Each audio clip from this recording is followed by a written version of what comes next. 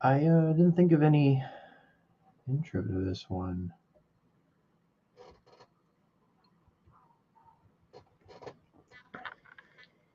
So we just cold open. Yeah. Welcome to DeRazzled, the podcast that takes award-winning worst films and fixes them. I'm host Jack Culbertson. Here to suffer alongside me, as always, is also host Joe Neals.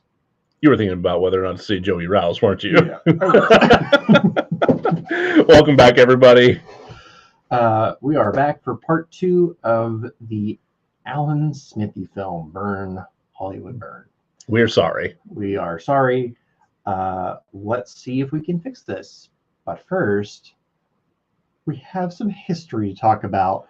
We sure do, huh? Let's go ahead and give that disclaimer right now. Yeah, so quick content warning for this episode. We're going to be talking at length about, sexual assault, the Me Too movement, about some, I mean... we're going to be talking about power structures, abusive power structures. Yeah, abusive power structures. Terrible situations. Yeah. Yep. It's all bad. Not a fun time, but we had...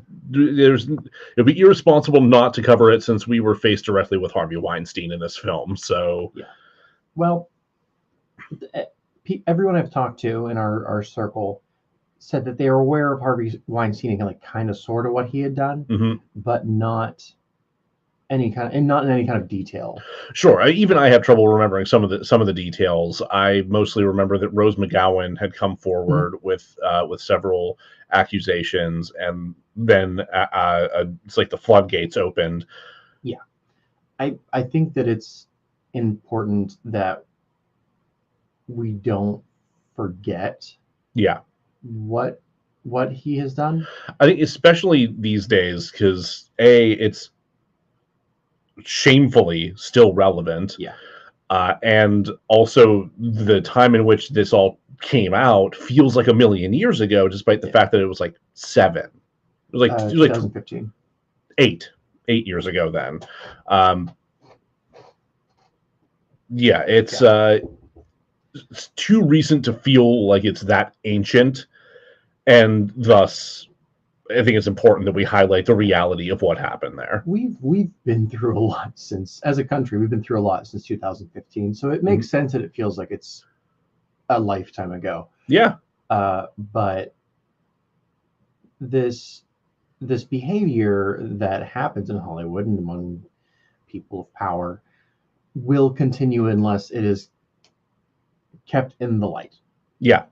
So because of that, and because Harvey Weinstein and Bob Weinstein are such a huge part of that chunk of Hollywood history, yes, and we're going to keep running into it. It's inevitable. I didn't want to continue to be like, Harvey Weinstein, ooh, that's icky. Anyway, let's move on. We're going to do our due diligence and actually dig in on what happened, what the accusations were, what came of it, and then in the future we can officially say, hey, go back and check this episode. Yeah. Also, right, let's move on. Then we can do that. Yeah. We're also going to cover other people responsible for the Alan Smithee movie, yes, who are not Harvey Weinstein. Yeah, because thankfully there are some. Yeah, as well as kind of covering what the hell Alan Smithee is. Yeah, I feel like a lot of people, like, even though you see it in a whole bunch of places, it's not in use anymore. So I think it's again, in the name of film history, I think it's important that we shine a light on that kind of thing and show people how things used to be. And then I will attempt to fix this movie, or rather describe why it is unfixable, and maybe some suggestions as to what could be done to make it less insufferable. I'm intrigued to hear what you have to say about that.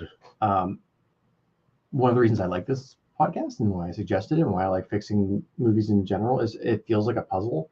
And every once in a while you get to a puzzle and you're like, it's broken. You can't fix it. It broke. Half of this puzzle is a different puzzle. Right. So I'm like, I fixed as much as I could. I chewed on some of the pieces. This is broken now. Yeah, yeah. Joe Esterhaus chewed on some bits, and nobody told Joe Esterhaus you don't put puzzles together with your mouth. Usually, he does look like he would, though. I wish he were as gentle a human being as his appearance gives. Right. I think there are aspects of him that are a very gentle kind of person. And we touched on this in the last episode, how like in the interviews that were given about him around the time of Showgirls and in the wake of Showgirls, that he supposedly hold for plane. I swear to God. Oh, I haven't heard that in so long. It's been a while since I've been on a film set. Hold for plane. Just in that frustrated hell tone. All right. And cue laughing children. Oh God, yeah. No. Hopefully not at this point. But yeah, in the last episode we talked a little bit about how in those interviews around the time of Showgirls and in the wake of Showgirls, that apparently his like personal demeanor and actual personality are more in line with like that kind of gentleness and like, you know, quietness. Like he seems to be a bit more of like a shy shut-in than this greasy hornball that seems to just, you know, come up out of the depths whenever he puts pen to paper. It's a hell of an image. He is a complicated person, and if I was basing my opinion of him just on this movie, I would talk nothing but shit. Yeah. But because we've done our research on him before, yes, my opinion of him is complicated.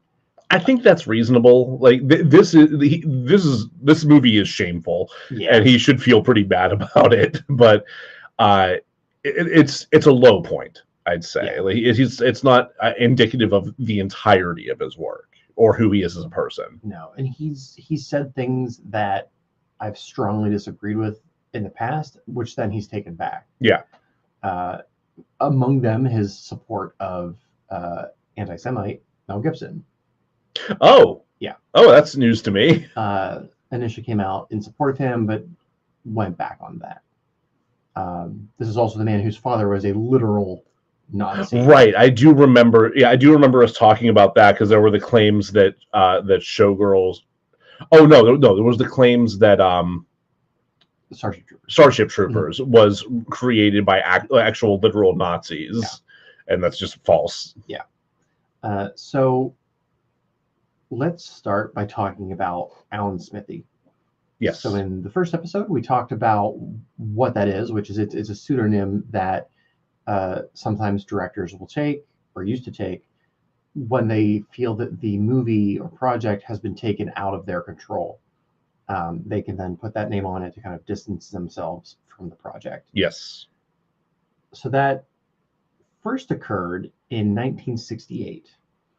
At the time, the DGA, the Directors Guild of America, did not allow directors to use pseudonyms. And the reason they didn't do that was because they didn't want producers to force that upon directors. I don't know what was going on at the time, but just knowing how capitalism works, there was apparently an issue with people being forced to use pseudonyms in a manner to prevent them from increasing their resume. Okay. So it's like, you didn't direct Citizen Kane. That was Marty Fleming's. That was Joey Rouse. So that was the reason that the DGA didn't allow pseudonyms. To make sure people were getting the proper credit for their proper work. The DGA tends to lean in support of the auteur theory, which is... Not surprised. Right, yeah. It's like, you're the Directors Guild. You lean towards the theory that says that the director is the primary creative force. I'm shocked. What? Shocked, I tell you. So yeah, they want to be able to have like the auteur keep their name on the project. However, as I said, 1968, 1969, there's a film called Death of a Gunfighter. And it was, while it was being filmed, the lead actor, Richard Widmark, was unhappy with the director. And as this would occasionally happen, and still does occasionally happen, the actor had more power than the director. Yeah, it's not something that happens all that often, but no. it is possible for an actor to kind of pull rank if they have reached a particular level of success, right, and have a director fired. Which is what he did. He had Robert Totten fired, and Don Siegel replaced him.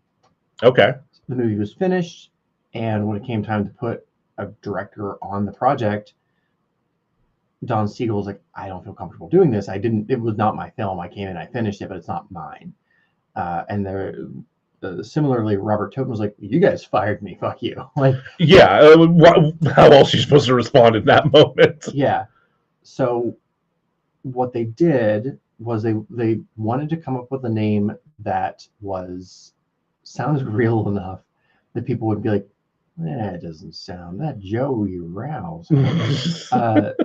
So after they found out that just cycling through the phone book page by page was a complete right. waste of time. But they also didn't want to pick a more common name, because I believe they did pick a more common name initially, and then people are like, we already got like 6 of those guys. We don't want this It's a real like Joey, Jojo, Junior, Shabadoo, right. Whatever. I would say Robert Smith, but they think they picked an obscure name, and there's a guy at the end of the bar with that exact name. Yeah, just so all of the Simpsons. Alan Smithee with Chewies is like, okay, yeah. I'm not gonna like look twice at it. Yeah, that feels unique enough. Yes. Allow me to give you a number of Alan Smithee projects. Sure. There's so many. One that jumps to mind for me, but go ahead. So I will say that you can no longer officially use Alan Smithee. Right. And the reason for that is the Alan Smithee movie. Oh, really? Yeah. So once it came out, the illusion was ruined. They broke kayfabe. So yeah. They broke kayfabe. Yeah. So it's like, oh, everyone now knows that Alan Smithee's a fake name. It doesn't serve its purpose anymore. Yeah, and this isn't a Mick Foley situation. He couldn't just like retire Mankind and bring out Dude Love. Just, I mean, if only. So there are still individuals who use Alan Smithee, but it's not officially recognized by the DGA. Here are a number of examples. So as I said, the very first one is Death of a Gunfighter, and I want to bring it up again because it actually got pretty good reviews.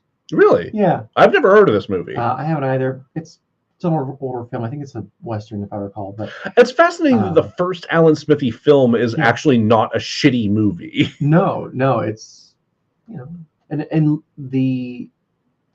I should also, before I forget, mention that you could apply for an Alan Smithee credit, but you would not be given it unless you could convince the DGA that your creative control was taken from you. Okay. So, like, let's say I made, Gone with the Wind 6 more dicks, and I brave choice, right? And I was like, that was a misstep in my career. I'm going to go ahead and Alan Smithee this. Yeah, I'm not comfortable with how few dicks there were in More Dicks, right, so I can't put my name on this. And there were not enough horses. Not enough horses. They would say, well, did you have full creative control? And I'm like, no. If I had my druthers, there would have been twice the number of dicks, so no. So if I had done the edit, and it was mine, and it had all the dicks in the world that I wanted. This is such a weird example. Hey, you opened this door, man. My brain's a weird place. They would say, no, your name's staying on it, Jack Culbertson. You are Gone with the Wind, More Dicks. Yes. For now and always. Whereas if I was able to prove that you came in and removed all the dicks digitally, or had people standing in front of it, kind of awkwardly framed, replaced all the dicks with walkie-talkies.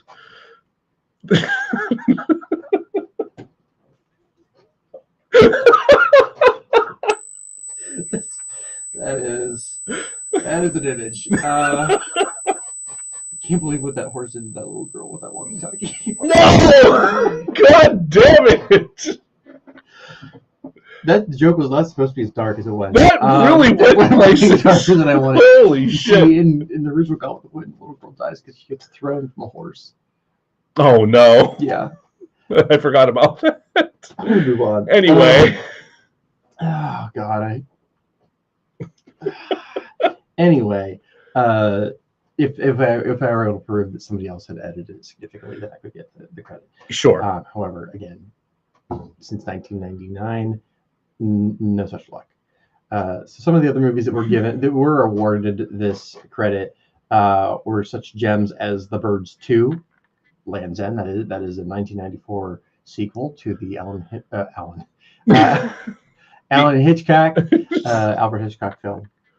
I had no idea there was a sequel. Holy fuck! There's a National Lampoon's movie called Senior Trip.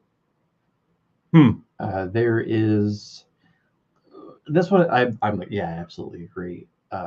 The Twilight Zone movie, specifically, not the director, because fuck him, but the assistant director was like, I want nothing to do with specifically the segment that involved the death of actor Vic Morrow and the two children. Yes. I don't think we'll ever cover that. I don't know if I ever really want to. It's pretty rough. Yeah, honestly, I think that it might be in better taste to leave that alone. Yeah. He was awarded the Alan Smithee Award, and I will not be saying his name. Fair. So most of the movies are not really well known. There are a number of movies that are well known, and it's for a very specific reason that I would not have guessed. Oh? Airplanes. So there's a number of famous movies, or better, well-known movies, that their airplane cut is disowned. Oh, yeah. Okay. Airplanes and TV versions. So the David Lynch Dune. That's the one that was coming to mind for me. I think it's actually the longer version is not his. Yeah. The quote unquote director's cut is not his. Mm-hmm. So he's taking the Alan Smithee, and I think I told you separately. I didn't. The screenwriting credit, it's credited to Judas Booth after Judas Iscariot and John Wilkes Booth. Oh my God! Yeah, what? Right? I was not aware of. Holy shit! It also might explain why I was never able to make it through that Dune, because I was watching the wrong cut. That movie always came across as Dune greatest hits to me, because it just bounces around and there's no connective tissue between some of the scenes. It's not good. I can absolutely understand wanting to have nothing to do with that afterwards. I did recently read that apparently David Lynch wants so little to do with that he doesn't even want anyone to ask him about Denis Villeneuve's Dune. Like he won't see it. He doesn't want people to ask him about it. Like he just wants never to be associated with Dune again. Yeah. Have you watched him deliver the weather? The man gives no fucks. Yeah, that's 100% true. I've never heard of this movie, but I love the names chosen. So there's a movie from 1992 called The Nut House. Never heard of it. Same. You may know the people who worked on it, though. Bruce Campbell, Ivan Raimi, and Sam Raimi. Oh! Yeah. I don't think I think they wrote it. Okay. They took different names, but they couldn't all be Alan Smithee. So oh, no. Ivan took Alan Smithee Sr., Sam took Alan Smithee Jr., and Bruce Campbell took Rock Sandstorm. And rock is an acronym, and I don't know what for. It's an acronym? R.O.C. What? Bruce, what? But that is even better than episode 1's Joey Rowles. I think I might like Rock Sandstorm more. Rock Sandstorm is so good. I need to know what that stands for. I'll have to do the search, but that's very good. Just a couple of non-film Alan Smithee projects. Non-film? Yeah. I mean, everybody can kind of just be like, I don't want it. I have some TV projects. A bunch of TV. Okay. Nothing really. It's a lot of like this singular episode. type dealies. Scott's Tots. There's an episode of The Cosbys. There's an episode of Twilight Zone, but the remake or the '80s version. We just had to have Cosby pop up in here, didn't we?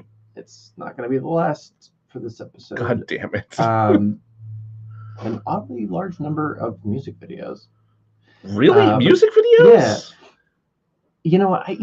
I can see that though, because can you imagine the number of musicians, musical artists that probably took over the music video stuff? I could definitely see that happening with a good number of artists.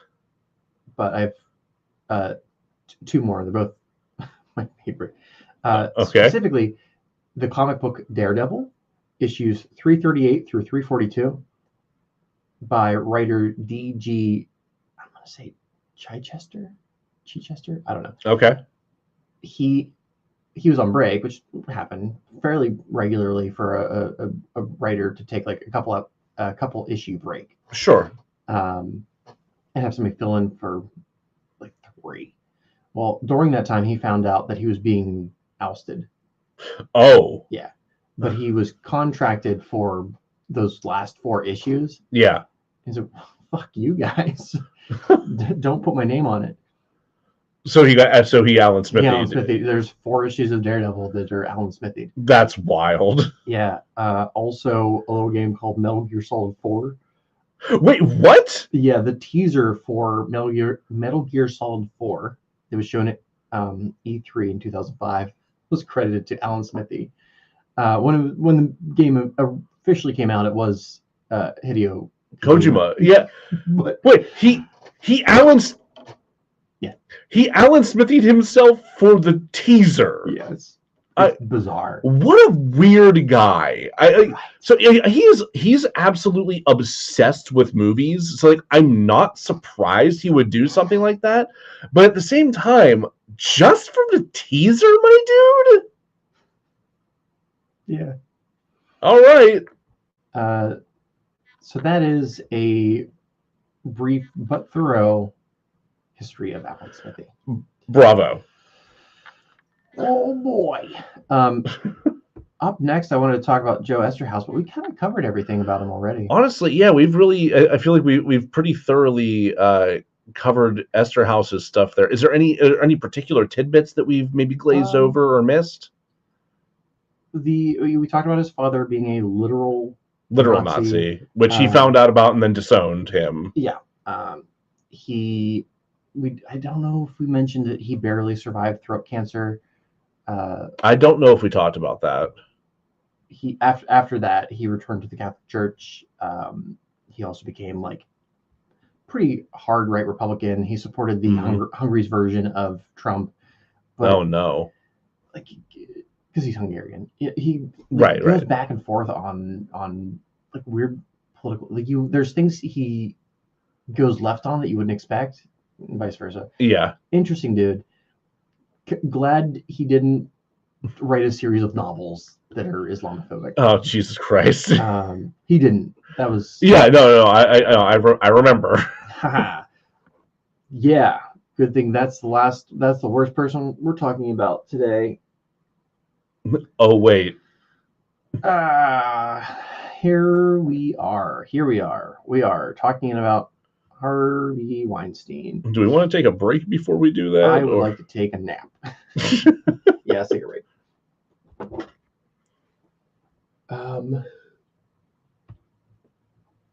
There is so much information about this guy. I believe it.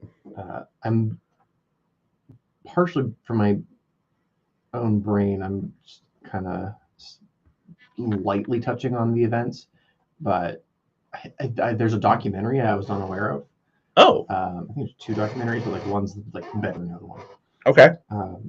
When I picked up the comic books yesterday from Ben, telling him about this, and he's like, "Oh, are you guys gonna do like an elaborate episode on?" I'm like, "No, because we're not a true crime podcast."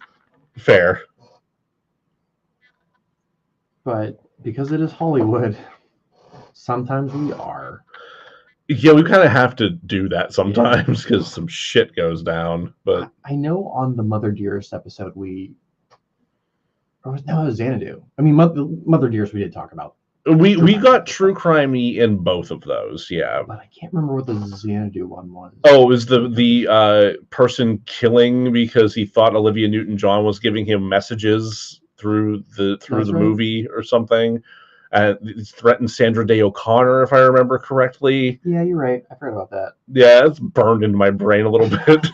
Well, you have to edit them, so you're like listening to it over and over and over. That's yeah. Good luck with this episode. All right, I'm as ready as I'm gonna be. Okay. Harvey Weinstein and everything that's wrong with Hollywood. That's a good subtitle. Yeah. Fitting. Rowan Farrow's is better. The title of his article is From Aggressive Overtures to Sexual Assault. Harvey Weinstein's accusers tell their stories. This is one of two articles that came out that exposed Harvey Weinstein for the monster that we now know he is. This originally appeared in October of 2014 in the New Yorker. The timeline is difficult because there's like some conflicting stories. There are names omitted, so you don't know if like who was saying what when. And again, we're not a true crime podcast, so I'm gonna lightly go over the events. Sure. The earliest incident that I was able to find that of him doing terrible things was 1998. He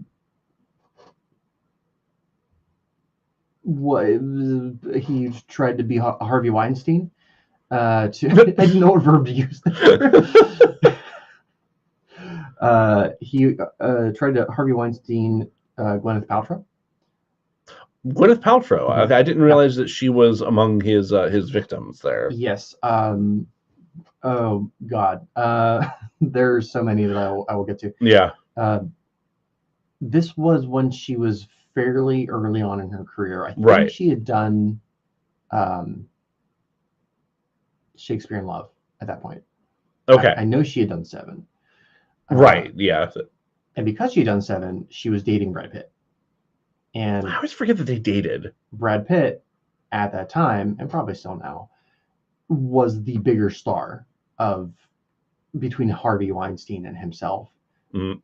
So he went up to Harvey Weinstein and threatened to beat the ever-living shit out of him and kill him.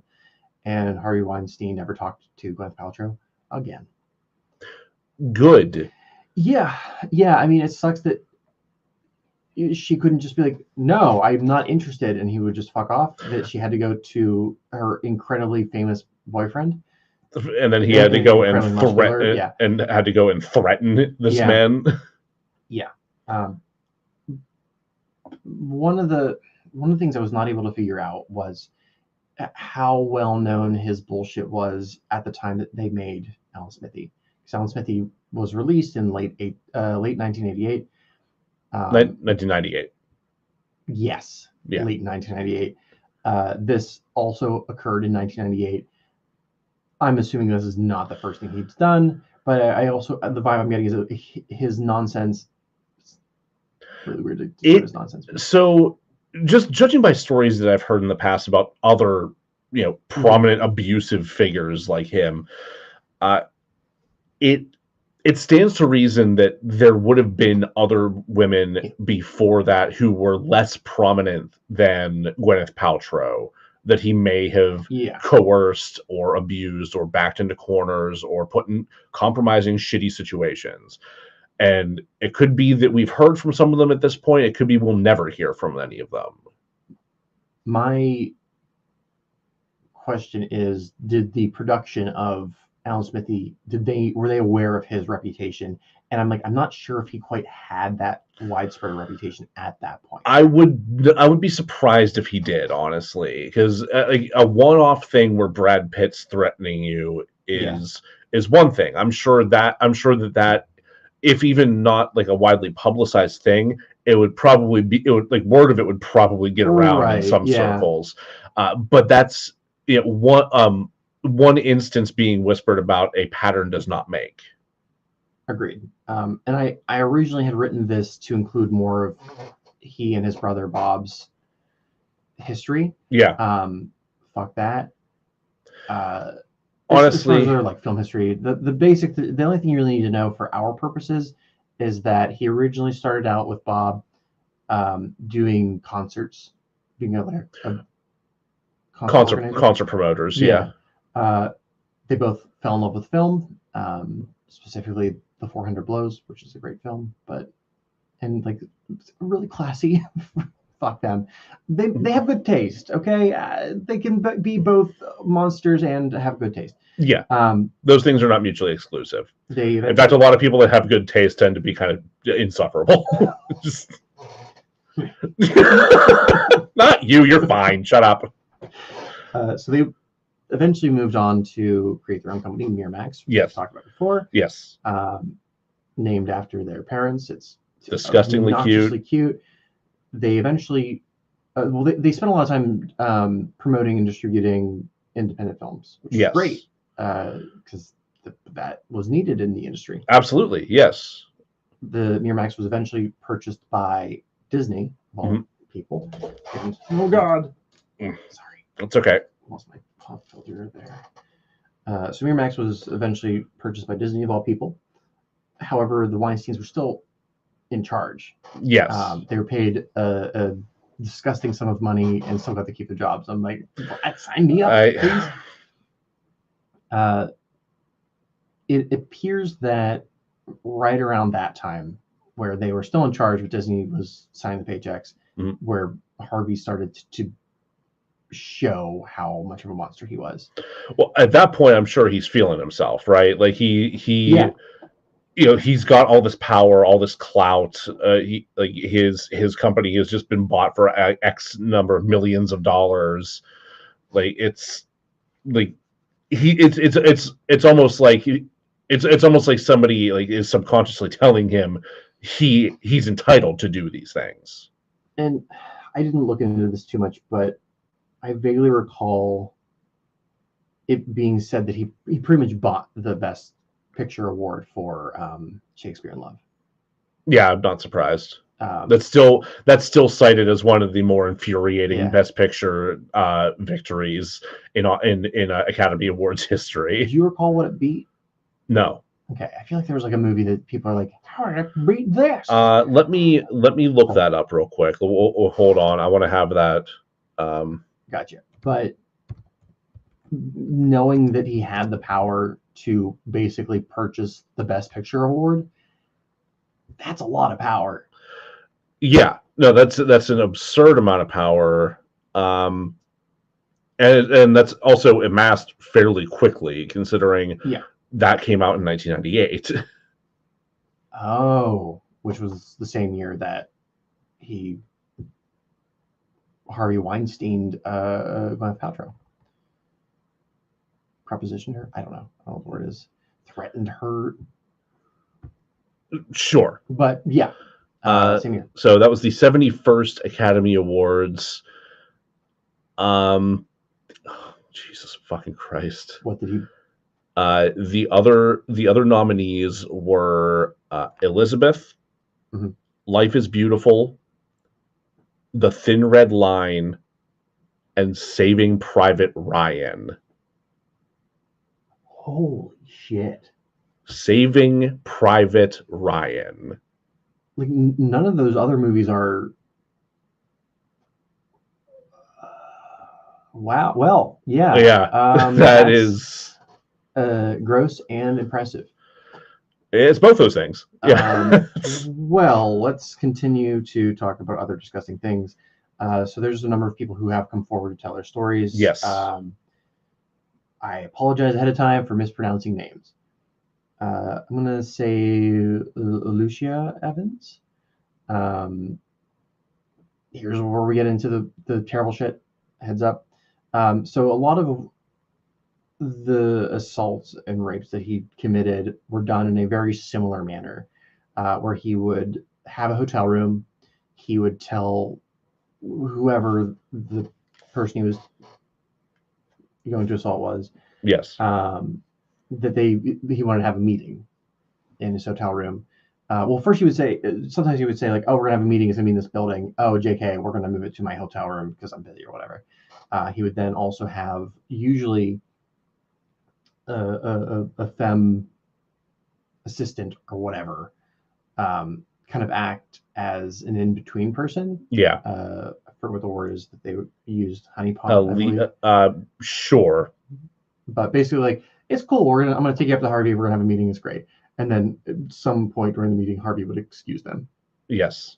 So he brought her to his hotel room. He raped her. He gave her a movie deal. Because that was his, hey, I'm just going to do this thing, and like, you're going to be a star. Here's the movie deal. She left acting, became suicidal, barely finished college. God, she survived it, obviously, because she gave this interview. Yes. But, horrible shit. Yeah, no, that's monstrous. The next one's probably the hardest one for me to read about. It's just like really awful. Mm-hmm. So Asia Argento. Right. Yeah. Yeah. This was another one that, along with Rose McGowan, they were the first to kind of like speak out against. Right. I had admittedly forgotten that Asia Argento was one of them, but yeah, I'm now that you mention it, I remember this being particularly rough. I know we haven't mentioned. I'm going to put time codes in the episode description, so if people don't want to listen to this part, just skip it entirely. Yeah. You don't have to put yourself through this. Yeah. I'm only laughing because I did put myself through this. It's What am I gonna? So this is a fantastic example of gaslighting. Sure. Yeah, I think that's an apt time to use that term. Like, everything he did was terrible. What he did to her was over years, like years and years and years of abuse and gaslighting her, making her think that the only way she's going to have her films distributed is through him. If he would give her money for like extravagant gifts, when I don't know how many children she had, but she needed a nanny for her children. He paid for it, and because of that dynamic, she believed, and for good reason, that people were not going to believe her story. Yeah. That they were going to think either they had been dating, quote unquote, secretly, or that she was, for lack of a better phrase, like a slut. The media has a nasty habit of portraying women, and particularly women in Hollywood, that way. So I can't say I blame her for thinking that. So similar to the first case that I discussed with Lucy Evans, she was brought to a hotel for a quote-unquote meeting. He violently raped her, which is not a true crime podcast, so we're not going to go into those details. Yeah, no, that's not our place. That's not the point of this. She responded by saying, "I am not a whore," and he responded with, "I'll put that on a t-shirt." Fucking what? Yeah. There are a number of like quippy one-liners that he. Anyway. God. So he continued. Of course, he fucking thinks he's clever. Yes. God. Continued to rape her over, I think, 5 years.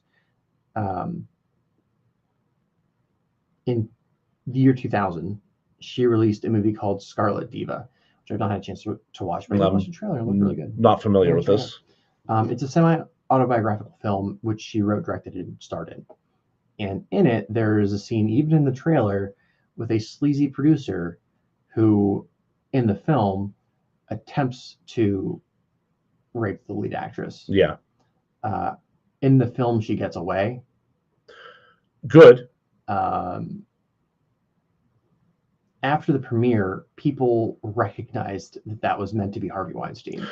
I'm Good. I'm glad people are making that connection. Also, I want to clarify real quick. I did not say good as in good. She should not depict that particular part of the story and should not.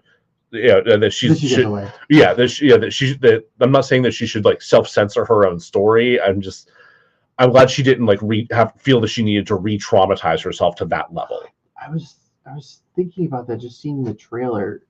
Because she wrote it, she directed it, and she starred in it. She's doing that scene over again. Yeah. I will say that the actor they got to portray the Harvey Weinstein character, not super scary. At least not after you've seen the actual Harvey Weinstein. Yeah. But it takes so little to re-traumatize yourself that doing that exact scene, take after take after take. Yeah. Yeah. That fucking hell. Like the body can react to trauma just like putting your body in a position. Like she could have laid on the bed and that would have been and that itself can be a trigger. It's to literally like have the further out of body experience of directing somebody else experiencing it. Jesus Christ. Yeah. Did you see the interview with Florence Pugh where she discussed her performance in Midsummer? No. I didn't get to read the whole thing, but she said that she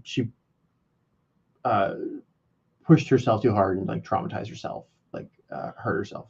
Oh. Not physically, but like emotionally. Emotionally, sure. And if you've seen Midsummer, I still haven't. Yeah, it's a phenomenal performance, an amazing performance. Mm-hmm.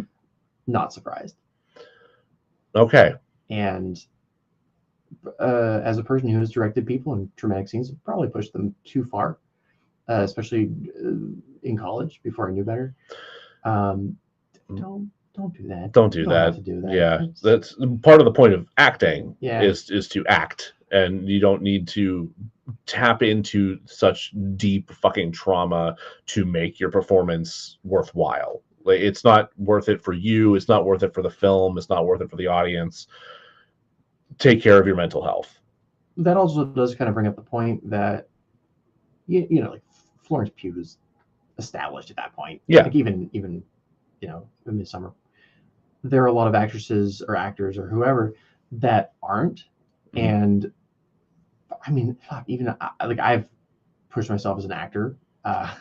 I've seen you do it. You've seen me do it in unhealthy ways. Yeah.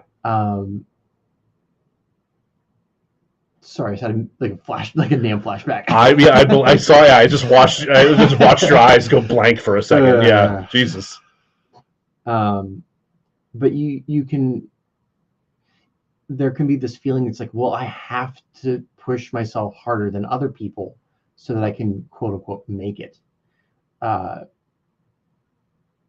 And then you find yourself in front of a person like Harvey Weinstein, who is the literal gatekeeper to your dreams. Yep.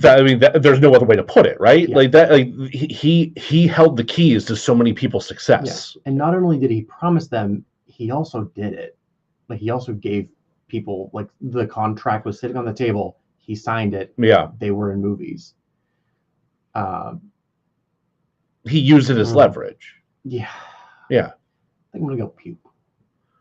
Yeah. So, right. So, not only did other people recognize Harvey Weinstein in this scene from Scarlet Diva, did he recognize him? He recognized himself. Uh-huh. And his response was, haha, very funny.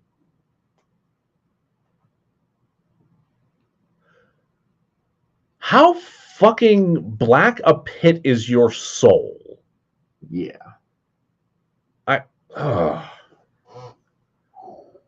So another person, Mira Sorvino, which I think you mentioned.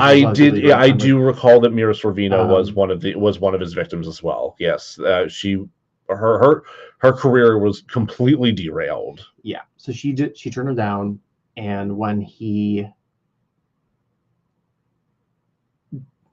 continued to try to pursue it, as in called her and said he was on his way over to her apartment. Fucking Christ. Terrifying. she called her friend, who was not her boyfriend, and was like, "Can you pretend to be my boyfriend? Yeah. And get over here immediately." He did. And good man. Yeah.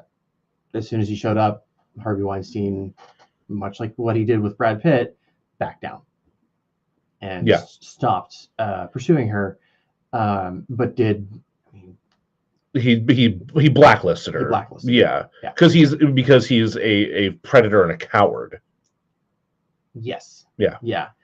And I assume everybody knows what he looks like, but and sometimes it's hard to see on screen, but he is a large.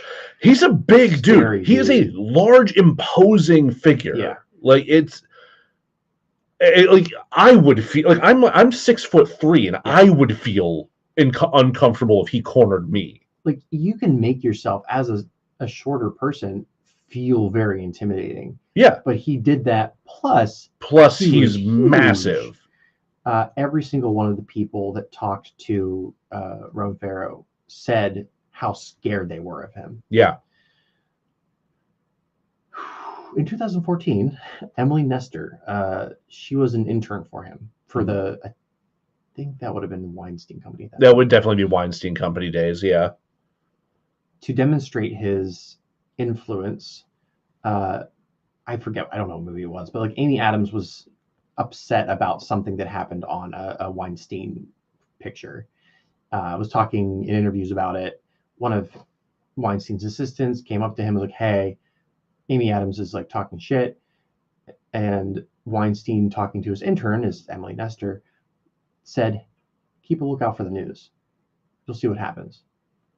And within 24 hours, there was a ton of bad press out about Amy Adams, and she stopped talking about whatever the movie was because she was too busy, addressing the bad press. Do you remember, like, what did you see? What any of that press was, or no? Because that wasn't the main thrust of the interview. Sure. I can take a look. I mean, it's 2014, so there's probably not that many movies that were both released in that year with Amy Adams and Weinstein Company. Yeah. Anyway, so having demonstrated his power, he then tried to do what he always does, which is set up a meeting with another female, assistant, and then he told Emily Nestor that she could basically be his girlfriend. What a reward! He would set her up in the European office and take care of her. She turned him down and then went to HR. Yeah. And HR, one of the things I don't think I get across very well, but in a number of the interviews I read, is he was surrounded by people who enabled him. Yeah. Specifically the people who worked at Miramax and then the Weinstein Company. Yeah. HR was a joke. Everyone knew what was going on. Yeah. There was one person from HR that Emily Nestor spoke to, a man by the name of Erwin Ritter. I don't know. He was a senior executive, and he did give a fuck. Oh, good. Okay, I'm glad there was somebody. And he went straight to Harvey to discuss it, to address it. And that accomplished him getting the nickname of the Sex Police. The Sex Police? Mm-hmm. How fucking on the nose can you fucking be? Like, this is... After everything that, like your behavior is becoming an open secret at this point. Yeah, at this point, very much so. Yeah. What the fuck makes you think you are so powerful that you can be that level of fucking cutesy and jokey about this? Like, well, I think at this point, I would say he was probably the most powerful producer in Hollywood. I think that is a fair statement, yes.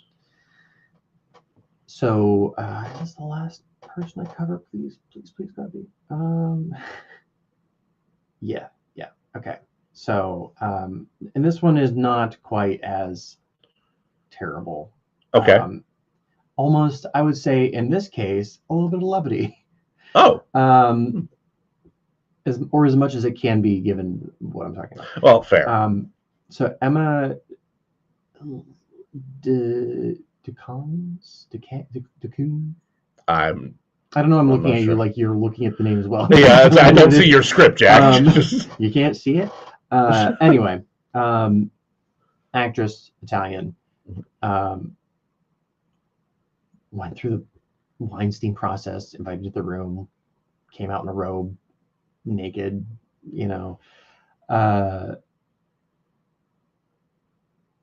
and she said absolutely not. And he panicked because she was not United States famous, but she was Italian famous. Yeah. And he said, "We haven't done anything. It's like being in a Disney movie. We're just two people." It's a weird defense. And her response was to look at him and say, "I've always hated Walt Disney films," and slam the door and run away.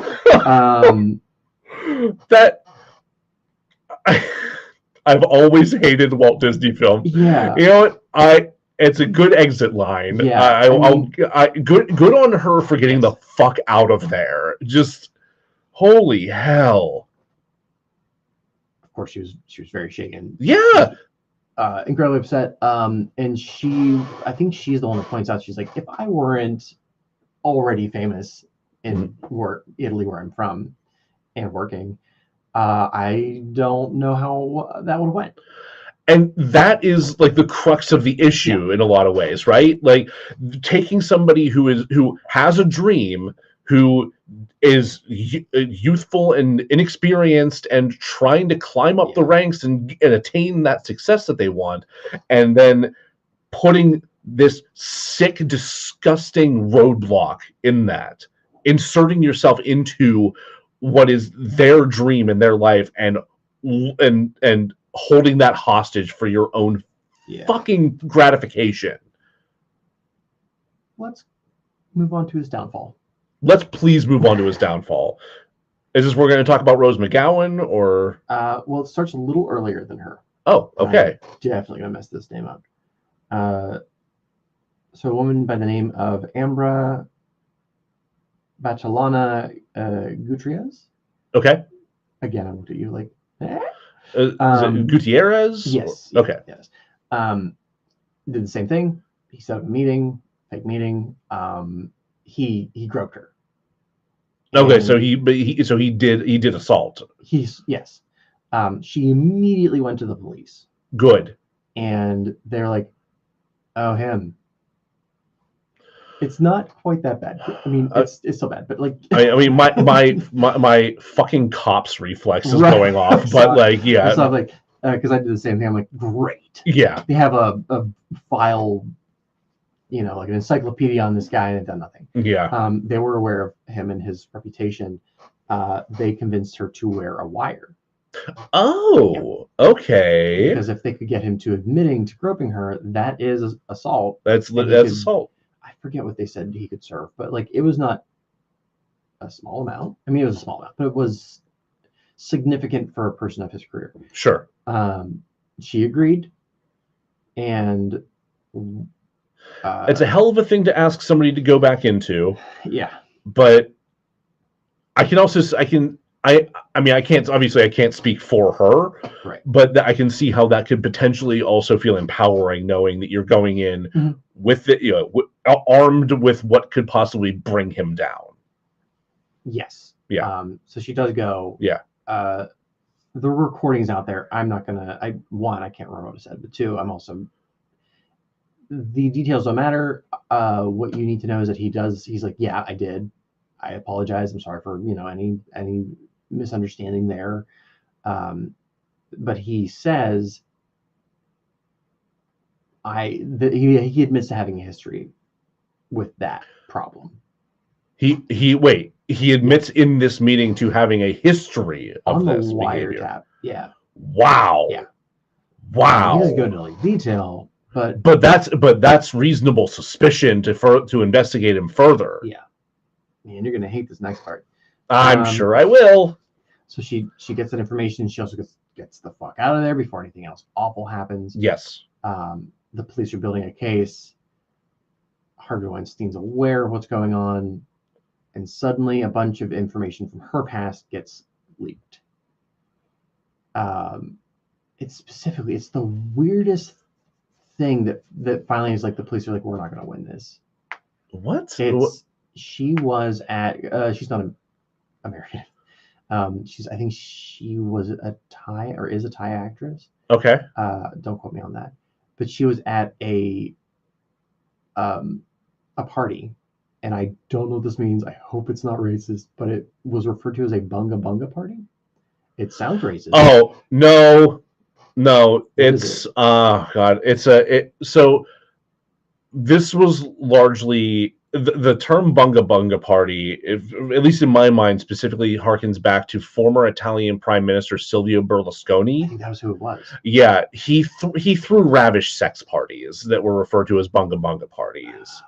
I think so. She had been noted as having gone to one, and she's like, I didn't know what it was, but that she was there, that she attended, and the other like minor things from her past. Yeah, and she had. Jesus Christ. In her past also said that like I was assaulted by this other person, and obviously since she'd said that before, that means she's lying this time. So they're trying to write it off as she has a pattern of just saying this about people. Man, fucking hell. Yeah, you're right. I fucking hated this. Yeah. Just the two officers that were working with her, the one kind of was just like, yeah, there's like, it is what it is. The other one's like, I still think about this every single day. They settled out of court. She kind of realized like there's no way I'm going to be able to actually get him convicted. This is the best thing I can do to say you did something wrong. You have him on tape saying he has a pattern of abuse over his career. I don't care what the fuck she did in her past. You investigate that and you drag him through the fucking coals. And what's really upsetting is like, I'm like, oh, that sounds like 1991 logic, but no, it was 2014. It was 2014. Yeah, that's the thing is I could almost buy it if it was like, oh, this is the fucking 90s. Of course they're not taking this shit seriously. Yeah. It's not even a decade ago right now. Yeah. So one minor detail that does become important later. The settlement requires her to destroy all of the copies of the tape. Which she does, except for one. And when Roman Farrow, I want to keep saying Roman Wilson, like Owen Wilson, but that's far different interview. Yeah, that would. Oh no. Okay, I'm not going to do an Owen Wilson impression. Right, jokes are out of the room. Jokes are out of the room right now. So when Roman Farrow goes to interview her, he's like, "Do you have a copy?" And she's like, "Yeah, but if I show it to you, then I'm breaking. I'm breaking the settlement." Yeah. And I can't produce any copies. He's like, "What if I record it on my phone while it's playing?" Which sounds like the most junior high school understanding of the law, but apparently that was fine. I don't understand. She didn't do it. She did. Yeah, she did not actually create the. Literally, it's like a possession issue. It's so fucking weird. Yeah, law is fucking pedantic and arcane and stupid. She was able to do that, but also, what kind of high school bullshit is this? I am so grateful that there are people who are actual like solid journalists like Ronan Farrow, because there are so many fucking assholes out there. Like on the way here, I was listening to a little bit of Matt Taibbi getting reamed because his Twitter files reporting was so rife with errors and lies that it's just like, and he's being called out on them on the air, like on during an NBC interview, and he's just like, no, that's just what the story was. Like you're a fucking chud. Like you were such a spineless little worm. We need more Ronan Farrows in the world. So that even though that didn't bring a conviction, it still was something that could be looked back on when the conviction did happen. Yeah. And we had that tape. So a year later is when shit hit the fan in a good way. Yes. The climate changed significantly. That's when Roger Ailes, Bill O'Reilly, and Bill Cosby were all called out for their behavior. Yes.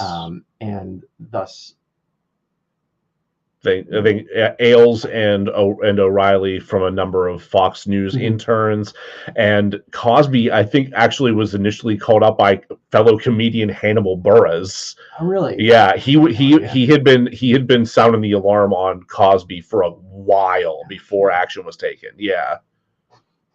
So that out of that came the Me Too movement, and with this changing attitude, people like Rose McGowan felt, I'm not going to say safe, but they felt like they could come and tell their story and actually be listened to. Were empowered enough to be willing to step forward. Yeah. I didn't go into her story. It was very similar to what happened to other people.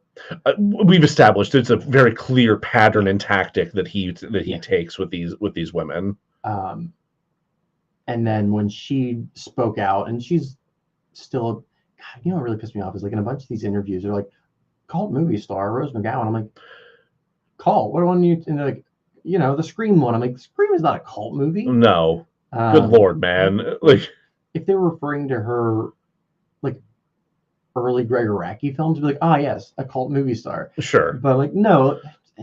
Anyways, felt demeaning. Yeah. I'm sure that was purposeful to an extent. So she came forward, and because of that, other people came forward. A lot of people whose stories I've already told you. Yeah. Floodgates opened. Yes. So the last thing I want to say is, and I hope this is legally okay, because it's literally the last paragraph of Ronan Farrow's article. I think it's legally. I think we're fine. It's a quote from one of the women that acted as a honeypot. Yeah. I'm going to read this verbatim. She said that she often thinks of something Weinstein whispered to himself, as far as she could tell. After one of his many shouting sprees at the office, it was so unnerving. It so unnerved her that she pulled out her phone and tapped it into a memo. Word for word, quote, "There are things I've done that nobody knows." Wow. Yeah. So he's cognizant of what he's doing is wrong. We know that both from that and from the recording that Gutierrez got.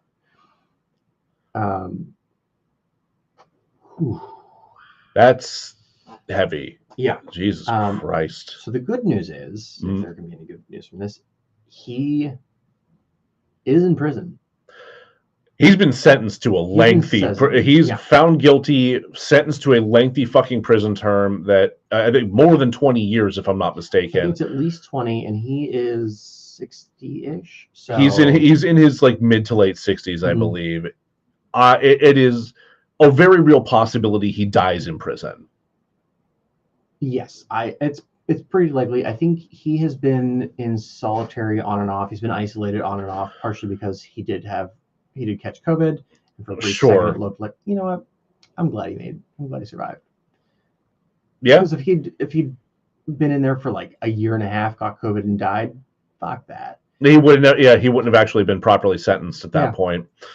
And also, he deserves his fucking punishment. He lived such a privileged life for so long that being moved into a prison where nobody cares who he is, that nobody's coddling him, nobody's protecting running him, up to him with his diet fucking Coke. Yep. He's just rotting. He looks like hell. Yeah, I'll never forget the image of him coming into the courtroom with his walker, which 100% was a sympathy play. This is a podcast, so you can hear my eyes roll. Oh yeah, Jack's eyes rolled so hard that I felt the room tilt. with his walker with the little tennis balls on the feet, like absolute fucking sympathy play from him. Like it is almost insulting to watch. Like you fucking dare walk into this courtroom to make yourself look so frail and old and weak. Yeah. You fucking coward! Oh my god! Like nothing can take back what he did. No. My hope is that other producers, other people in power, see that they're not invincible and think twice before they're a piece of shit. Yeah, I want to see a clear and intentional trend in Hollywood of producers and filmmakers like just being cognizant of the environment they're creating on their sets and in their business practices. That's why I'm so fucking thankful for people like Rian Johnson who like go out of their way to make sure like, hey, this is a safe space. We're here to make something fun and cool together. You know, what do you need? What does that look like for you? And like crafting that. Huh? Who's Rian Johnson? Jesus fucking Christ, dude. Glass Onion. Oh yeah. Knives Out. Right, Ryan Rian. Yes. Right, that one. Yes, that one. Well, like without that spelling, he's just Rian Johnson. Yeah, I know. He's a carpenter. Makes me could be. It could be. It could also just build furniture. He might be a good. Hey, you never know. Harrison Maybe Ford built George Lucas's Child's Bedfriend. See, I did not know that. That's so good. He's a really good carpenter. What can't that man do? Oh, Jesus Christ. Right, Ryan Rian Johnson. Yes. Yeah, say it like that. Yeah. So I'm grateful there is that kind of ethos present and being publicized, like and openly talked about, so that people can fucking move forward and do something more, more nurturing and actually conducive to good art, as opposed to this monstrous, vile horse shit. It's like between watching Alan Smithee, which everything about that movie tells me you don't like to make movies. Yeah. And then it tells me you don't like to make movies, and you're so overly obsessed with the business of movies that you don't even understand what a real movie is anymore. And then to talk about the very real and awful underside of filmmaking. Yeah. Sometimes it's nice to be an indie director. Yeah. Well, we did it. We covered it. Hopefully we never have to talk about it in this detail again. Yeah, no, I don't see a reason why we should ever have to go this in depth on this ever again for any reason. So all of the Harvey Weinstein stuff will be past tense unless he's fucking dead. In which case, I will happily report it. I'll fucking drink to that. Just one final note on Bob. Sure. As far as I'm aware, much easier to get along with. I think people preferred to work with Bob. He is not without his own allegations. Nothing near the degree that Harvey Weinstein. Yeah, I wasn't aware that he had allegations. It's kind of like, oh, Bob has 2 and Harvey has hundreds. Yeah. Shit, I forgot to say who was on that list. I hope you didn't unbuckle that seatbelt. I can also move that into a different spot in the episode. Yeah, that would make more sense. Yeah. So the list of people who have said that he sexually harassed them or assaulted them is over 100. It's also, I don't know what they're differentiating between sexual harassment, assault, and rape. So harassment would likely be verbal. Assault could be any degree of physical, and rape is going to be full on, just penetrative sex. Okay, because Rose. Oh no, I see. Okay, because Rose McGowan was in the first category. I'm like, no, she's in both. I don't know why they listed her both times, but they did. Anyway, so of the people that have said that he harassed or assaulted them, not listing any kind of importance, just names you might recognize. Kate Beckinsale, Rosanna Arquette, Helen Bonham Carter,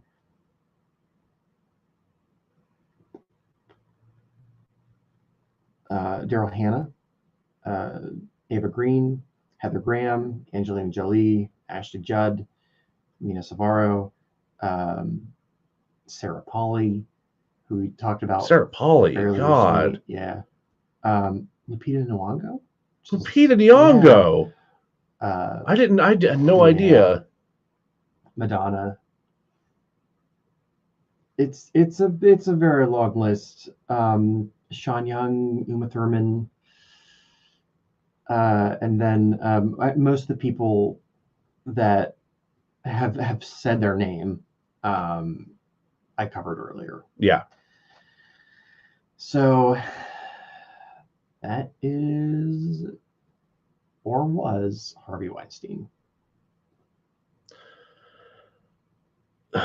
Rest in piss. Yeah, truly.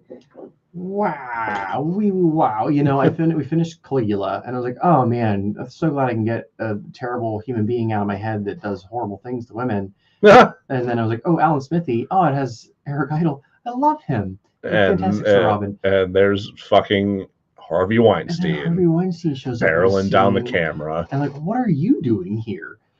And then I knew that his name had come up too many times recently that we couldn't ignore him. Yeah. Nor should we. Nor should we. I really hope there's nothing awful in the next 2 episodes that I'm covering.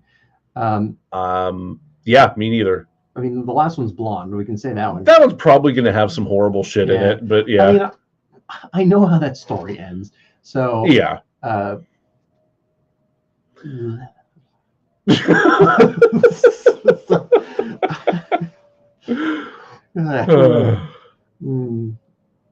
If anyone's still out there in Instagram land, I'm sorry. That was horrible. I hope that we did the story and the people involved justice. We're going to take a break so I can go vomit. Yes. And then we're going to be back and try to fix Alan Smithee. We'll be back, folks. Oh my God. I don't know what it is about. Like I can listen to true crime. I cannot watch true crime documentaries. I have a harder time with them. I think there's something. There's something inherently different about visual storytelling in whenever it comes to documentary information that I think is just, it's more emotionally, like, I guess manipulative is kind of the word, but also just it really just hammers some of the shit home harder in a lot of cases. Like there are times where I'll be listening to like Last Podcast on the Left or Behind the Bastards or whatever, and like I'll have to kind of stop and be like, holy fuck, is he actually describing this? Right, yeah. And I'll be like a little bit beside myself for a second, but it's not the same level as like sitting there and actually watching a documentary. Well, I have such a incredible visual recall that I can remember a true crime special I watched when I was 12. Jesus. Visually. Yeah. Narratively, I have no idea who it was. Sure. But I can listen to a podcast, no problem. So that I know that is how my brain works. Yeah. Somehow reading Rome Farrow's journalism paper, whatever. Article. That's the word I'm looking for. So my brain's on fire. Yeah, I believe it. That had the same effect as if I had watched a documentary. Yeah. It was potent. Especially the Agent Argento stuff was horrible. Yeah, it's fucking terrible. Because I remember the Cosby stuff. I remember that coming out like day after day, and like there's another person. It's because he has like 60 something accusers, if I'm not mistaken. Yeah.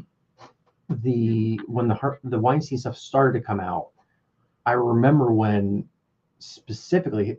Is her name is it Asia, or is it said differently? I think it's pronounced Asia. I think I've heard it pronounced Asia Argento, but that makes sense because she's Italian.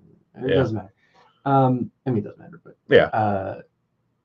I remember her being brought up and people immediately being like, "Oh, she can't be believed." So like having that moment in time ingrained in my skull, and then reading her account of what happened, it was an interesting day at work. I believe that. Yeah. Well, I'm gonna pee. Go for it. And then we can talk about Joe Esterhaus again, who, by comparison, pretty good guy.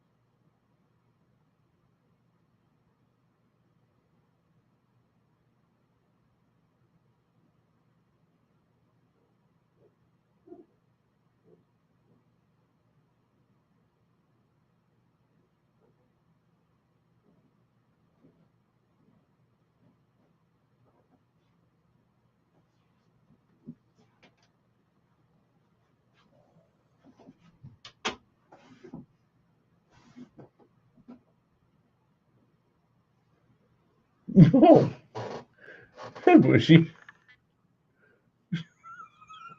I needed some bushy pets after. Yes, that's absolutely valid. Sweet bushy baby.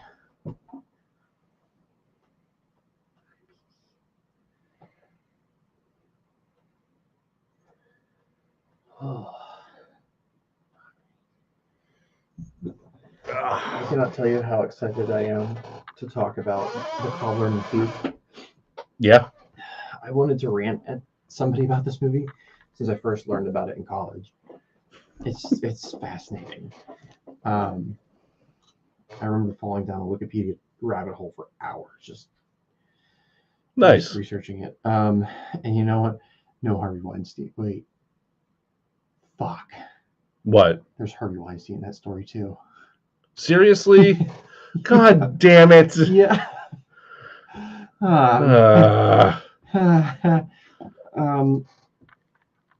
Yep. But he won't be involved in Blonde, I think. No, he's not involved in Blonde. I'm fairly certain he also won't be involved in Assassin's Creed. So I'll be so fucking angry. If I have to bring up Harvey Weinstein in Assassin's Creed, I'm putting in the fix that he is actively murdered. Which, if I know anything about that series, that's possible, right? They never really let you play much in the present day. Not too much. I couldn't get past the race with his brother, so. I hope you are able to get past that point, because being able to fist fight the Pope at the end of that game is so fucking great. I want to fight the Pope so bad. Yeah, it's awesome. Shit. It definitely feels like a moment that I would pass off to my brother and like, just beat this. Yeah. Okay, let's go in for the last act. All right. Oh, no, that was amazing. I'm impressed. I'm not even mad. It's all that Weinstein tension. Oh my god. So my battery's sitting here. Okay, we're good. Let me get the right spot on the script. That's it. There we go.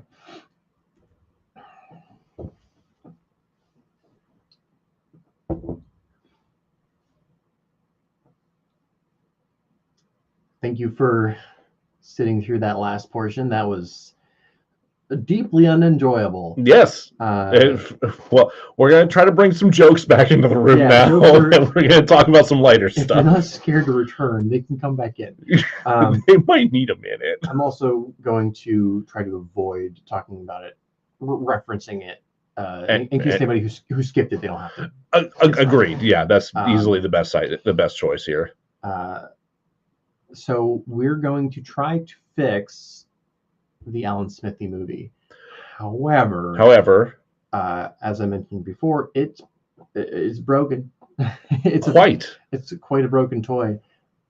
So part of this will be, hey Joe, what do you think about this or that, or what if we did this to fix it, and then having a discussion. Okay. The number one reason that this is broken, and we've dealt with this problem before, is the element that I would remove to fix it cannot be removed without the project falling apart. And what element is that? That would be Joe Esterhaus. Because not only did he write the project, he also financed it and kind of took over creative control in post-production. Yeah. Yeah, there's really no jettisoning him from this, unfortunately. No. So it's kind of like when we did Battlefield Earth. It's like, well, who's the person we would remove to fix this? John Travolta. Everyone in it except for Forrest. It would be a Barry Pepper and Forrest Whitaker. And Forrest Whitaker. Yeah. It would absolutely, yeah. That man. Forrest Whitaker is so good. Can we replace Joe Esterhaus with Forrest Whitaker? Is that a possibility? That'd be some weird casting. Yeah, no, I don't think we can do that. We're stuck with Esterhaus. I was just trying to imagine Forrest Whitaker with Joe Esterhaus's Wookiee hair. That's a sight. It didn't work for me. No, it's not. It's not a good sight. It's a sight, though. It is a sight. So the approach I'm taking with Esterhaus is distraction and nullification. So we know from his other movies that he likes noir. Sure. So I'm going to try to have a detective element to the film. The other thing I want to do is place him with some people that work well with him. Before we go to that, the reason this is hard is you can't make this movie without him. And what I want to do with the story is have some icky elements that would, I'm trying not to, some bad producer stuff. Sure. Can I actually go back? My brain got a little tongue twisted. So can I? Yeah. Take it again. Yeah, I'm gonna take it again from. So like the first question that I asked was, why are we even doing this movie? Fair, I guess. I know why we are doing it. signed ourselves up for this. Yeah, we've signed this dark pact, and we have a grim duty to perform. We met naked in the woods and signed the book, and there was some other stuff. There's some other stuff. I just we don't have to bring that up. No. Yeah. So one of the reasons this movie is a disappointment was because it was initially promised as a hard-hitting look at the slimy fuckers of Hollywood and really sticking it to them. And it wasn't. It does not do that. It fails to do that spectacularly. Yeah. Like, so I'm like, okay, well, if that's, and that does interest me.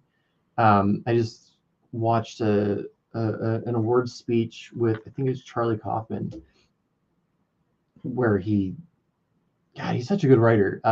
He just like tears into everyone. I'm gonna have to look that up. Yeah, look into it. And also, I think we were talking about the writer's strike being a possible thing. That might be. Yep.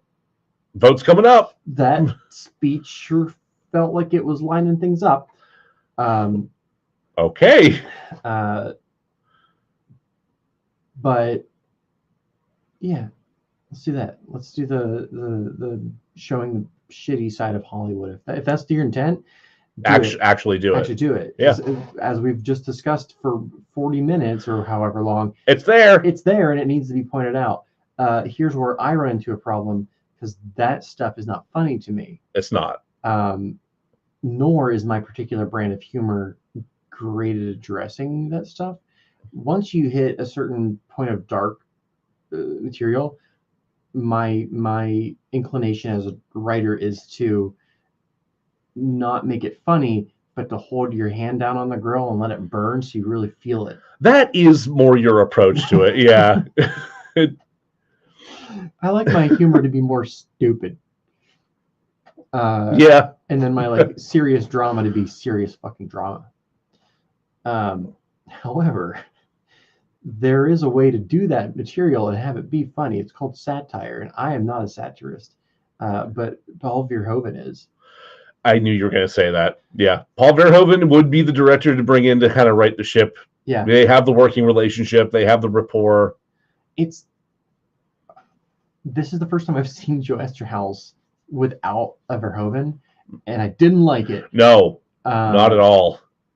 Verhoeven seems to have more of an artistic vision for things. Even if I don't like the movie, he seems to have a goal in mind. Right, like even with Showgirls, like it kind of maybe got away from him a bit, and and I don't think he was accomplishing the things that he thought he was accomplishing in a lot of cases. But there's still clearly a direction that things are moving. It almost feels like, and this is a conjecture, obviously, Joe Esterhaus had an itch that he tried to scratch with Showgirls, which is to show like the slimy underbelly of the entertainment business. Failed magnificently with Showgirls, and then tried to follow it up with this, and it just fell right on his face again. I would say even worse. Yeah, honestly. Showgirls. At least there's like some parts in Showgirls that are so bad they're good. They're just bad. So yeah, I think if you pair them together again and you frame it with, this is your chance to kind of redeem yourselves for Showgirls. And initially I was like, well, nobody's going to give him the money for that.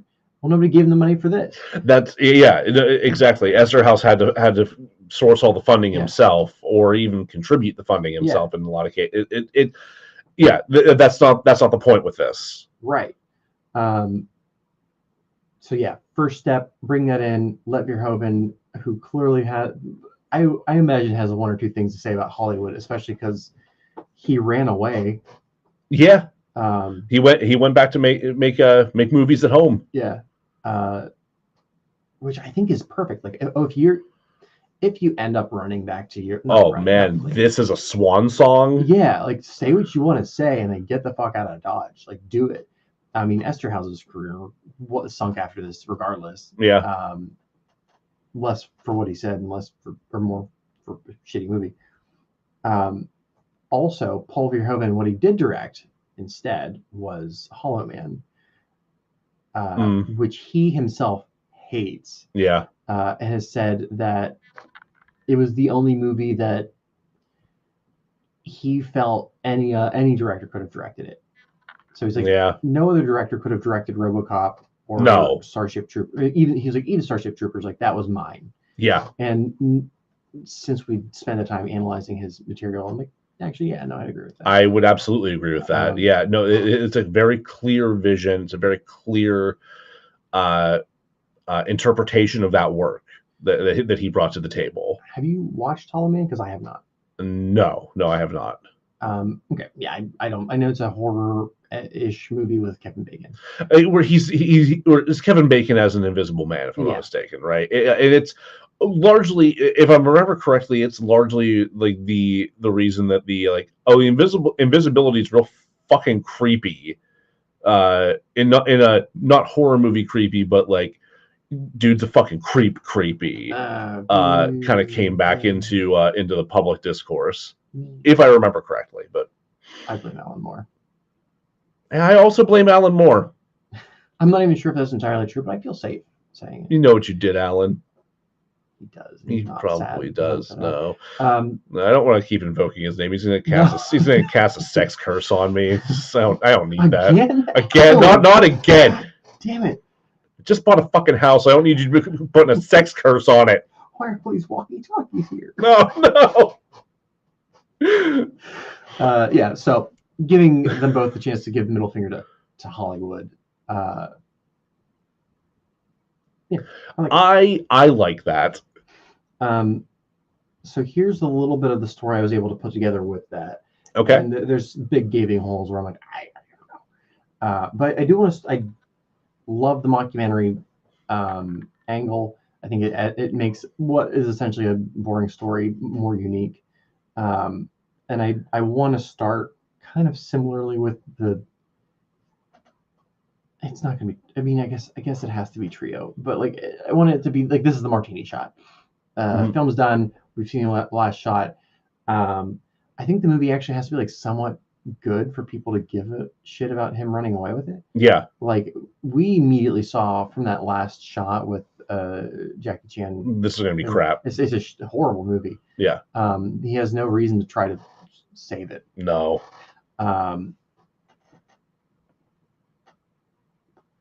But very similar. We see the executives pulling control away from him, and him becoming upset with it.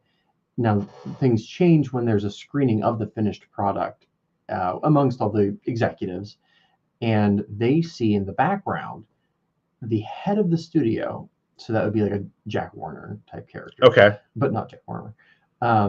Doing something unspeakable, which is my phrase for saying I don't want to talk about it, but something unspeakable.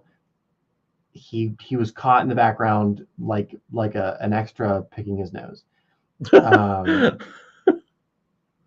and nobody noticed and eating it and eating. This is the first time that anybody's seeing it, and the two producers like, if this gets sent to theaters, if people see this, Hollywood's done. Like the whole Hollywood system's done. So the story develops, and they decide that they are going to burn the negatives of the film. Oh. And that they will cash in on the insurance money from its destruction. Sure. They have the tax write-off from the lost footage or something. Right. What they don't count on is that Alan himself steals one of the many negatives, because there's not just one. There's never just one. There's not just one. Negative. Yeah. Because he, being an editor, intends to recut the film himself. Yes. So Act 1 ends with them basically lighting that warehouse on fire that was holding the negatives. But then they find out too late there's still one more out there. So now he really has the last negative, but there's a reason that he has the last one. I like this so much more already. What makes it worse for them is that publicly they have to pretend that they need that movie back, or privately they just want to destroy it. Destroyed. Yeah. Going into the second act is when we start to try to figure out the full story of what the head of the studio is doing in the background. Yeah. And the way we do this, and without breaking Verhoeven and Esterhaus's bank, is reenactment actors. I'm sold. I'm 100% sold on that. One of my biggest problems with this is that like the documentary or the mockumentary format is indistinguishable from moments that seem like they're supposed to be happening in real time. Yeah. Like it's all like the exact same film quality, the exact same actors, so like the timelines feel all fucked up. That goes to such a long way to readability. It's, oh my god, yes. And like I of course would want the worst cast stand-ins. I don't know why I keep thinking of like Adam Scott for Stallone. Oh my god. But like 1998 Adam Scott. Yeah. Oh, I forgot to mention that one of the Alan Smithee movies was definitely Hellraiser Bloodlines. Oh god, it was. Has a young Adam Scott. Which I didn't think was that bad. Whatever. Yeah. It was fine. It was fine. It had that was Hellraiser. That was Pinhead in space. It was like 3 different timelines. One of them was Pinhead in space. Yeah. Okay. So that was number 4. Yeah. Okay. Yeah. No, Adam Scott was the like aristocrat. I remember. It was very good. Watch it after this. It's a little palate cleanser. Get a little loopy. Yeah. We're almost there. So the second act has them trying to find this woman that unspeakable things were being done to. Again, have no idea how that's going to work. Again, don't want to talk about it. Nope. So she was made to pick his nose. Yes. Yeah. I keep thinking of the scene from Roger Rabbit where they playing patty cake. Yeah. God damn it. I love that movie so much. Yeah, it's pretty great. No, we're not going to talk about Roger Rabbit. Another hour talking about the movie. We don't have that much time. So they go after her. They then hire a detective to go after Alan Smithee. So they're splitting their responsibility. Okay. I don't know who I would want to play that detective, because who I would cast would not fit the vibe of a Verhoeven movie, which would absolutely be Dan Aykroyd doing the exact same character he did in Dragnet. Yeah. And or also David Duchovny dressed as his character from Twin Peaks. I mean, that's also pretty good. My brain went in a different direction. Okay. I don't know why my brain did this, but John Candy and Rick Moranis.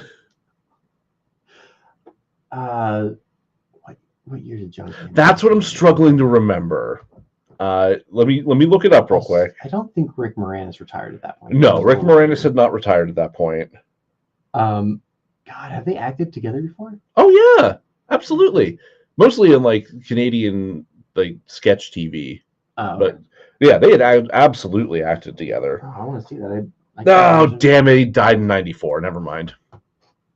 I thought he lived further into the '90s. Yeah. Well, fuck me, I guess. David Duchovny, you're in. Put that your skirt on. Oh no. Yeah, so that's where you kind of get like the noir stuff. Like, Joe, Esterhaus, over here. Look at the noir. Kyle MacLachlan. Yeah. Well, I guess they do know him from Showgirls. Yeah. You think he'd do it? As though we're actually going to produce this film? No.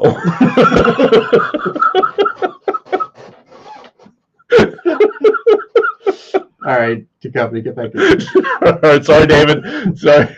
No, we keep jerking your chain here, but come on. I'm pretty sure he was in the middle of a very successful X-Files run, but we'll ignore that for now. Yeah, you had time. It's fine.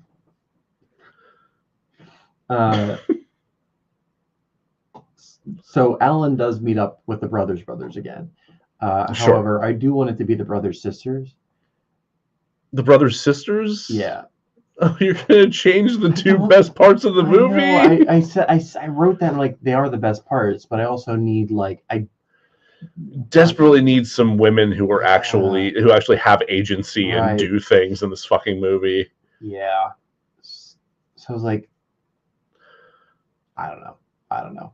The brothers sisters is also pretty good though. It could also be that the brothers are there. They're just amongst the brothers sisters. So it's 4 of them, or 3, maybe 3 of them. Maybe the brothers sisters is a bit of a misnomer, and there's actually just 1 sister, and then there's the 2 brothers. Why am I having this conversation? I don't know. I'm not sure where you're going with this.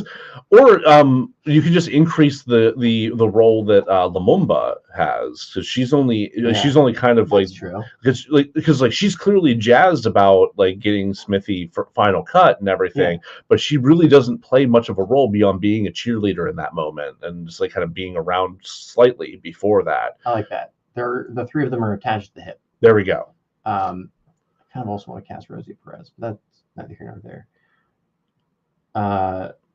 So Alan goes, hangs out with them. He actually does show them the film because they're interested and they do like him as an editor. Okay. And they're like, "Oh yeah, that's no good. That's no good." But this is important because later, we see that because he intends to get rid of it anyway, that the brother's sister uses some of it for B-roll.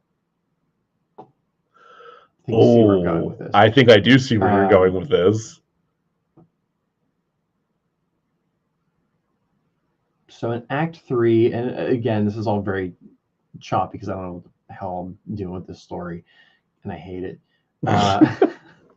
Alan does burn the negative.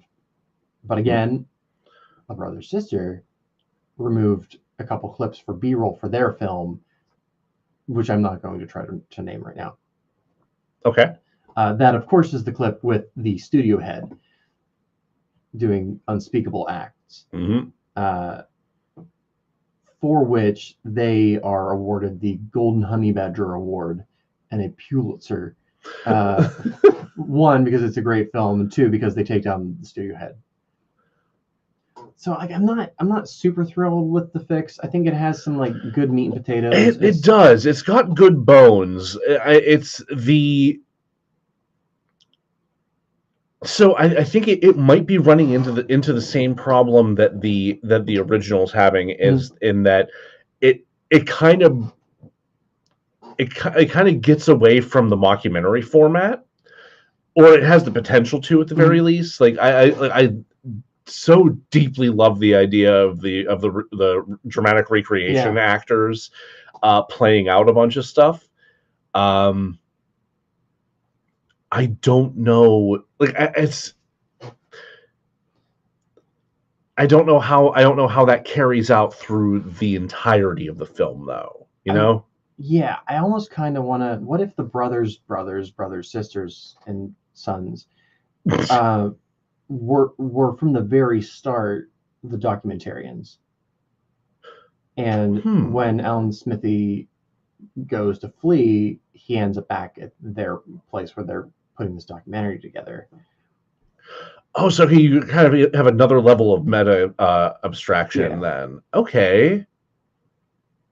I like that. So then it gives the reason for the documentarians to be there in the first place. But also, they would have to split off. So like several of them would go with the producers. And several of them would go with Smithee. Well, maybe that's the point then. So you have the brothers helming the documentary, and they're while they're focusing in on the producers, Smithee gets away, and that's where the brothers sisters come into play. So who are you? We're the brothers sisters. Yeah, exactly. Such a stupid joke. Yeah, this is more my speed of joke. Yeah. I think the brothers sisters. Now the brothers are out on set right now with the producers. We're the brothers sisters. We're prepping materials for the next segment. What are you doing here? This would be perfect for John Candy and Rick Moranis. I know. Your husband's gonna hate it.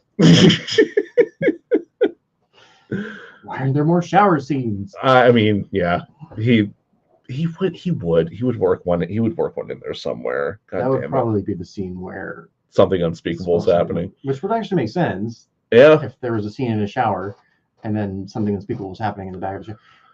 This is the anyway. Do I think we could hammer this into a better version of the thing? Yes. Yeah, it's quite the to-do, but yeah. I think the groundwork that you've set up there makes it possible. Yeah. I mean, if we're being entirely transparent, I'm doing two episodes back to back and didn't want to spend 3 weeks fixing a fucking Esther House film. Honestly, yeah. But also didn't want to forego the latter half of the season without having some Oscar. Imagine if this won any Oscars.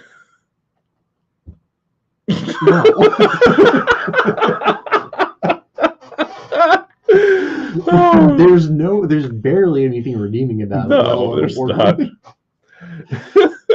Normally you can point to a costume or sound, but no, those were also terrible. They were all bad. They were all really bad. I'm not gonna say we fixed it, but I will say it's worth taking a second look at. We showed that it's possible. Yeah. At the very least. Esther House, just fuck, dude. Just see a therapist. Please see several. There's nothing wrong with your hair. Don't fix that. No, your hair's great. The hair's great. It just